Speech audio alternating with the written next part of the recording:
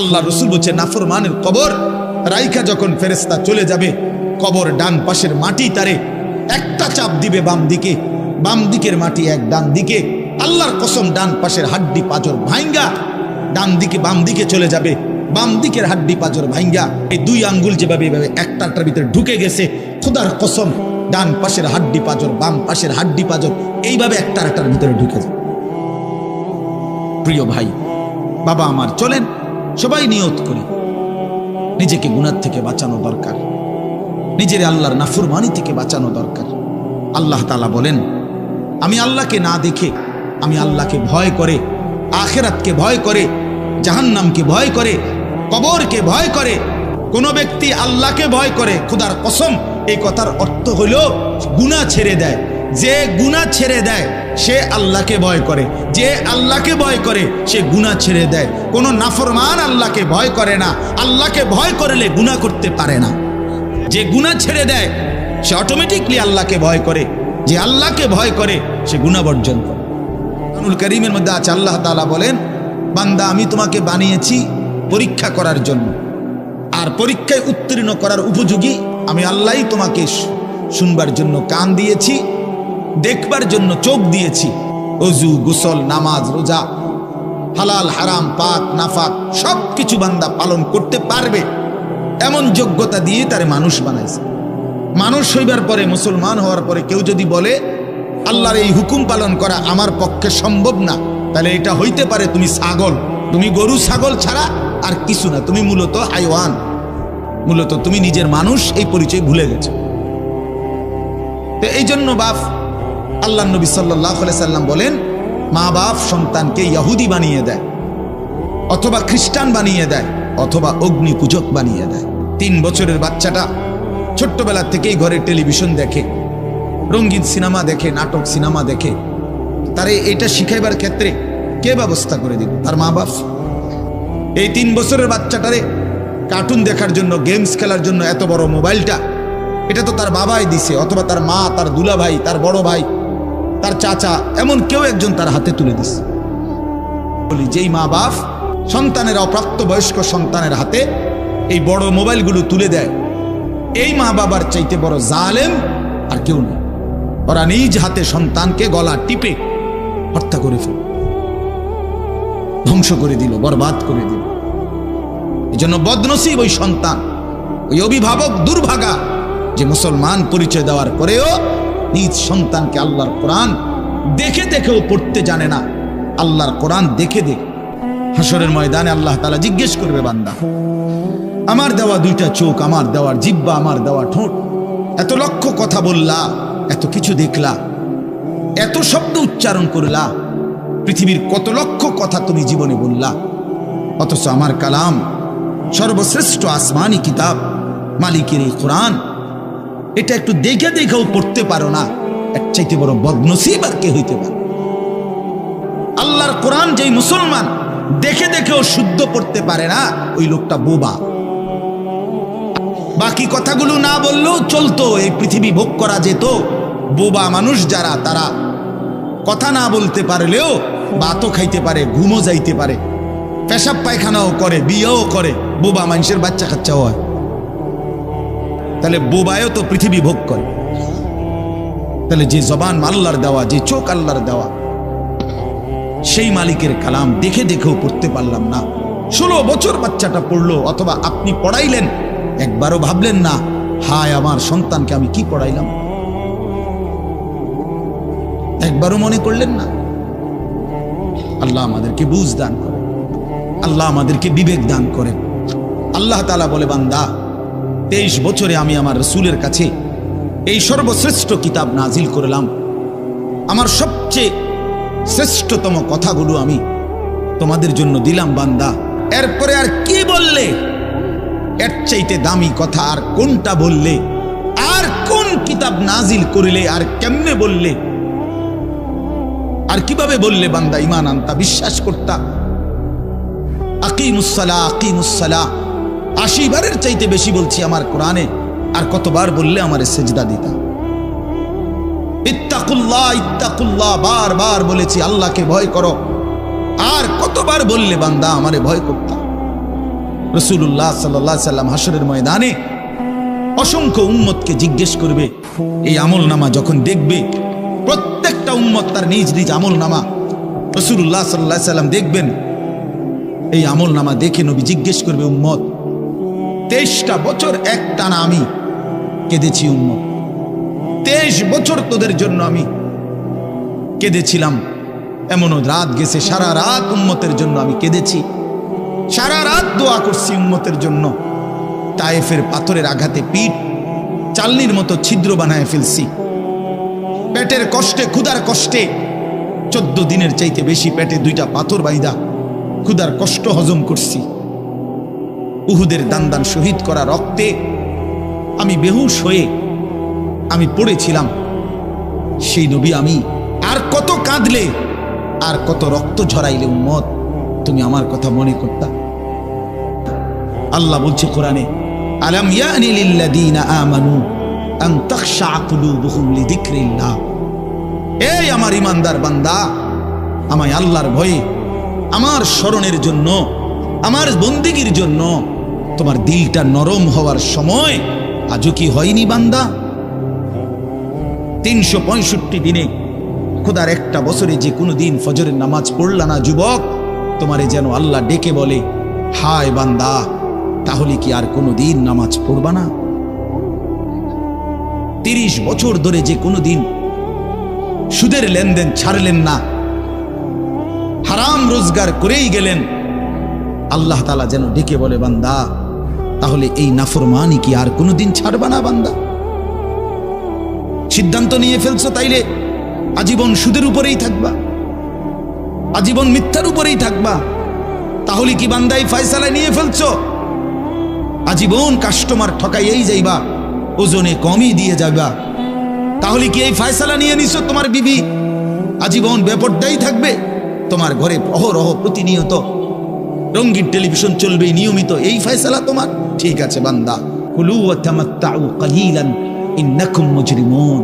আল্লাহ যেন বলে 8টার সময় যেই নাফরমান নাস্তা খাইতে বসে, আল্লাহ বলে, বান্দা খা, কোনো অসুবিধা নাই, শুধু মনে রাখিস বেঈমান ফজরের নামাজ পড়ো নাই, কথা কান শুধু মনে রাখো।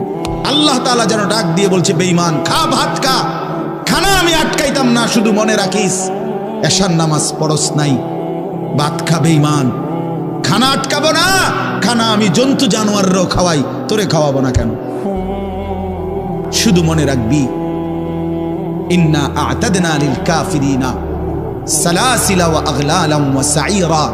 আল্লাহ বলে, প্রতিটা নাফরমানের জন্য আমি রেডি রাখছি আগুনের শিকল এবং আগুনের বেড়ি এবং জাহান্নামের আগুন। 1 নাম্বার 70 জিরাআন, 70 হাত লম্বা আগুনের শিকল দিয়ে জাহান্নামীকে হাসরের ময়দানে আল্লাহর ফেরেশতা বাঁধ দিবে। 2 হাত আলগি দিয়া এইভাবে ঘাড়ের সাথে বাঁধ দিয়া ধইরা, এই 2 থুতনির নিচে 2 হাত এভাবে দিয়া এইভাবে বাঁধ দিয়া, আল্লাহর কসম, রব্বে কাবার কসম করে বললাম, আর কোনোদিন বেঈমান চোখটাও নিচের দিকে নামাইতে পারবে না। আল্লাহ ডাক দিয়ে বলে, ভাইয়া আমারও, তোমারও, জওয়ানকেও বুড়োকেও। আল্লাহ বলে, বান্দা কি মনে করছো আমি রহমান না? ঠিক আছে, তুমি কি এটা শোনো নাই আমি যে কাহ্হার? তুমি তো শুনছো আমি রাহিম, তুমি কি শোনো নাই আমি জব্বার? আমি জুনতিকাম, আমি প্রতিশোধ গ্রহণকারী, আমি সারিউল হিসাব, দ্রুত হিসাবকারী, আমি জব্বার, আমি প্রবল প্রতাপান্বিত, কাহ্হার, আমি মুতাকাব্বির, আমি বারি। তুমি জানো না? আমার একটা নাম শুনলা, আমার দয়ার নামটা শুনলা, আমি যে শাস্তি দেব সেটা শোনো নাই? মা সালাকাকুম ফি সাকার ক্বালু লাম নাকু মিনাল মুসাল্লিন। একবারে সোজা বাংলা দেখেন, জাহান্নামী জাহান্নামে চিৎকার করবে, জাহান্নামের ফেরেশতা ডাক দিয়ে বলবে, বেঈমান জাহান্নামে কেন আসলি? নাফরমান বলবে, বন্ধু ফেরেশতা ভাই, আমি দুনিয়াতে নামাজি ছিলাম না। সমস্ত মিথ্যাবাদী নাফরমান পাপীদের জন্য সেদিন জাহান্নাম। যদি বলেন কেমন নাফরমান মাওলা? আল্লাহ বলেন, ওয়া ইদা কিলা লাহুমুরকাউ লা ইয়ারকাউন। দুনিয়ায় এই নাফরমানকে যতবার বলা হয়েছিল রুকু করতে, সেজদা করতে, নামাজ পড়তে, বেঈমান নামাজ পড়ে নাই, এজন্য জাহান্নাম। কোরআনুল কারীমে আল্লাহ বলছেন, কাল্লা ইদা বালাগাতিত তারাকি, নাফরমানের মৃত্যুর সময় যখন আসবে, মালাকুল মউত আজরাইল তারে যখন ডাক দিবে, আইয়াতুহান নাফসুল খাবিসা, প্রতিটা পাপী নাফরমানের জান কবজের সময় আজরাইল যখন ডাক দিয়ে বলবে, হে খবিস আত্মা বের হ, আত্মাটা বের হতে চাইবে না। আল্লাহর নবী বলেন, কসম বাবা, নবীজি বলে মালাকুল মউত আজরাইল খপ করে ধইরা কলজা থেকে রুহুটা একটা টান দিয়া ছিঁড়া ফেলবে, বের হতে চাইবে না রুহু। আজরাইল তখন ধৈরে টাইনা হেসরাইয়া ছিঁড়া ছিন্ন ভিন্ন করে বেঈমান নাফরমানের কলজা ছিঁড়া ফেলবে, রুহু ছিঁড়া ফেলবে, এরপরে শরীর থেকে বের করে নিয়ে আসবে। আরে বন্ধু, এই কোরআনে আছে, আল্লাহ নিজে বলছে এমন নির্মম মৃত্যু হলো কেন, এই নাফরমানের মউত এত কঠিন হলো কেন, তার কলজা ছিঁড়া ফেলছে, রুহু ছিঁড়ে ফেলছে, এমন মৃত্যু হলো কেন? আল্লাহর কসম বাপ, আমারেও বলি, আপনারেও বলি, আল্লাহ কোরআনে সরাসরি বলছে এমন ভয়ানক মৃত্যু হলো কেন, এই নাফরমান আমি আল্লাহর কথায় বিশ্বাস করে নাই, ওয়ালা সাল্লাহ, এবং নামাজ পড়ে নাই, নামাজ পড়ে নাই, নামাজ পড়ে। আমার একটা মোটরসাইকেল আছে, আমার একটা মোবাইল আছে, আমার কিছু বন্ধু আছে যারা আমার সারাক্ষণ অসৎ সঙ্গ দেয়। যখনই আমার সমস্ত নাফরমানি মন চায়, কিছু অসৎ বন্ধু মিলে যায়, যে বন্ধুরা আমার সারাক্ষণ চরিত্রহীনতা শিখায়, অসভ্যতা, নোংরামি, অশ্লীলতা, বেহায়াপনা শিখায়। এমন কিছু বন্ধু যার মিলে গেছে, একটা মোটরসাইকেল মিলে গেছে, একটা মোবাইল মিলে গেছে, তো নারীর ছবি, আড্ডা, জিনা, ব্যভিচারের দৃশ্য, মদের আড্ডা, জুয়ার আড্ডা, নারীর আড্ডা, নারীর আলাপ, অথবা মোবাইলের অশ্লীল ছবি দেখা, এই জিন্দেগি মুসলমান? এর জন্যই আল্লাহ তাআলা আমাদেরকে মুসলমানের ঘরে বানাইছিলেন, এজন্যই আমার বাবা মুসলমান, এজন্যই আমার মা মুসলমান। সবাইরে অনুরোধ করলাম, দোস্ত আমার, ইনসাফের সাথে ভাইবেন, নিজেরে নষ্ট করেন না। ছেলেরা আমার, ভাইয়া, নিজেরে নষ্ট করো না ভাই। শেষ পর্যন্ত কেউ নাই, শেষ পর্যন্ত একদিন, দিন শেষে, রাত শেষে দেখবেন আমার সাথে কেউ নাই, আমি একাই। একদিন কবর আমারে সব সম্পর্ক ছিন্ন করে দিবে, একদিন মৃত্যু আমাকে সব ভুলায় দিবে। আল্লাহ নবী সাল্লাল্লাহু আলাইহি ওয়াসাল্লাম বলছেন, এই সূরাটি যে নিয়মিত তেলাওয়াত করবে, আল্লাহ নবী বলেন, তুমজিহি মিন আযাবিল কবর, এই সূরা কবরের আযাব থেকে রক্ষা করবে, কবরের আযাব থেকে রক্ষা করবে। আমার ভাই, আমার বন্ধু, রাসূলুল্লাহ সাল্লাল্লাহু আলাইহি সাল্লামের অগণিত হাদিস এই কথার প্রমাণ করে যে কবরে আযাব হবে। হাসরের আযাব তো আছেই, জাহান্নামের আযাব তো আছেই, কবরেও আযাব হবে। মেন বিচার তো হবে হাসরের ময়দানে, তার আগেই আযাব হবে কবরে। তো আল্লাহ পাক রব্বুল আলামিন বলেন, নাফরমান সে তো হাসরের ময়দানে বিচার হবে চূড়ান্ত, কিন্তু কবর থেকেই আযাব শুরু, কবর থেকেই আযাব শুরু। কিতাবের মধ্যে আছে, আমরা নিজে আত-তাযকিরা, আমার কাছে কিতাব আছে আরবি, ইমাম কুরতুবী রাহমাতুল্লাহর লিখিত কিতাব, ওখানে আছে হযরত উসমান রাদিয়াল্লাহু তাআলা আনহু যখন কোনো কবরের সামনে দাঁড়াইতেন তো প্রচন্ড কাঁদতেন, ভীষণ কাঁদতেন, হাত্তা ইয়াবুল্লা লিহিয়াতাহু, কাঁদতে কাঁদতে উনার দাড়ি ভিজে যেত। তো উনার সাথীরা জিজ্ঞেস করতেন, হযরত আপনি জাহান্নামের কথা বললেও এত কাঁদেন না, অথচ কবর দেখলে এভাবে কাঁদেন কেন? তো তিনি বলতেন, শোনো, কবর হচ্ছে আখিরাতের প্রথম ঘাঁটি। যদি কোনো ব্যক্তি এই কবরের ঘাঁটিতে বাইচা যায়, পরবর্তী সবগুলো ঘাঁটি তার জন্য সহজ। হযরত উসমান বর্ণনা করেন যে আমি নবীজির জবানে শুনছি, নবীজি বলছেন, হে আমার উম্মত, আল্লাহর কসম উম্মত, কবরের চাইতে অধিক ভয়ানক কোনো আযাবের দৃশ্য আমি রাসূল মুহাম্মদ দেখি নাই।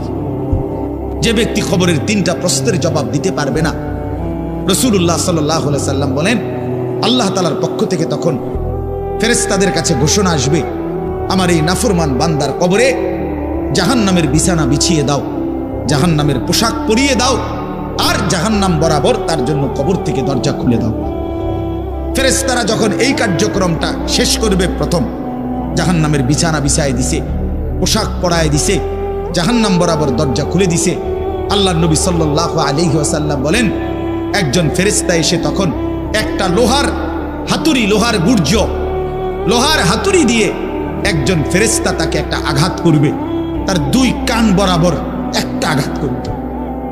রাসূলুল্লাহ সাল্লাল্লাহু আলাইহি ওয়াসাল্লাম বলেন, ওই নাফরমান তখন এত জোরে চিৎকার করবে, মানুষ এবং জিন ব্যতীত আল্লাহর সমস্ত সৃষ্টি ওই বেঈমানের চিৎকার শুনতে পাবে।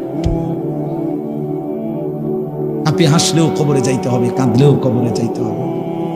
রাজপ্রাসাদের ওই অট্টালিকাতে যে থাকে সেও একদিন মরে যাবে, জীর্ণ কুঠিরে কুড়ে ঘরে যে থাকে সেও মরে যাবে। জীবনে যে কোনোদিন সুখ দেখে নাই, দুঃখের সাগরে তারও মৃত্যু হবে।